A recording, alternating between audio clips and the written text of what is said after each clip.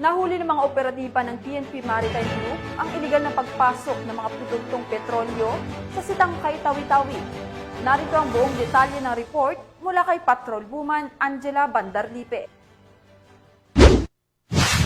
Nasabat ng mga tauhan ng 1st Special Operations Unit ng PNP Maritime Group ang dalawang hindi markadong speedboat na hinihinalang sangkot sa iligal na pagpapasok ng produktong petrolyo sa isinagawang seaborne patrol operation nito lamang Hunyo taong kasalukuyan sa Sitangkay, Tawi-Tawi. Sa nasabing operasyon, dalawang individual ang sakay ng unang bangka habang isa naman ang sakay ng ikalawa.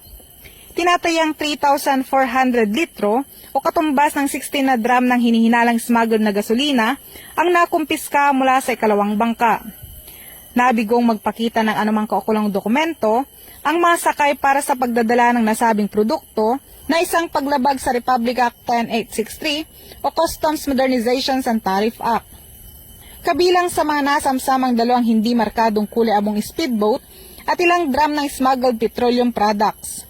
Ang mga ito ay agad na dinala sa kusdayan ng 1st Special Operations Unit Maritime Group para sa kaukulang dokumentasyon bago formal na i-turnover sa Bureau of Customs sa Bungaw, Tawi-Tawi para sa nararapat na aksyon.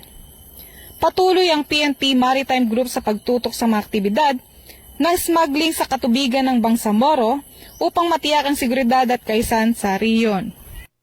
Mula rito sa riyon ng Bangsamoro, ako ang iyong Police News Network Correspondent, Patroluman Angela Bandarlipe. Alagad ng batas, tagataguyod ng Balitang Pulis.